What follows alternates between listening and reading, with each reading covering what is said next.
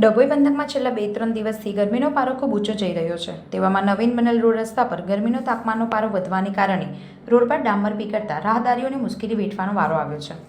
ચાલતા road cross કરતા લોકોના ચપ્પલ પણ ચોટીથી ડામર પીકળવાને લઈને ભારે મુશ્કેલી માર્ગ વિભાગ તેમજ ઓગળતા ડામર ઉપર કોન્ક્રીટ નાખે તો પસાર થવું સરળ બને તેવી માંગ ઉઠવા પામી છે. ડભોઈ પંથકમાં ગરમીનું પ્રમાણ ખૂબ વધી રહ્યું છે. 40 ડિગ્રી સુધી તાપમાન પહોંચી જતું હોય છે. હાલમાં ગરમીનો પારો વધી રહ્યો છે. તેવામાં નવા પાથરેલા ડામર પીગળવાનો મુખ્ય માર્ગ પર શરૂ થઈ ગયો છે.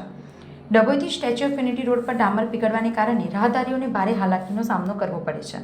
એટલું જ નહીં, રાહદારીઓ જો રોડ ક્રોસ કરતા હોય તેવા સમયે ચંપલ ચોંટી જવાની ઘટના પણ બને છે, જેને કારણે અકસ્માતની ભીતિ સેવાય છે.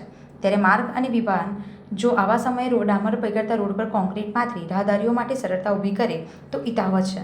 લોકોમાં માંગ ઉઠી રહી છે અને પીગળતા ડામર ઉપર કોન્ક્રીટ પાથરવામાં આવે.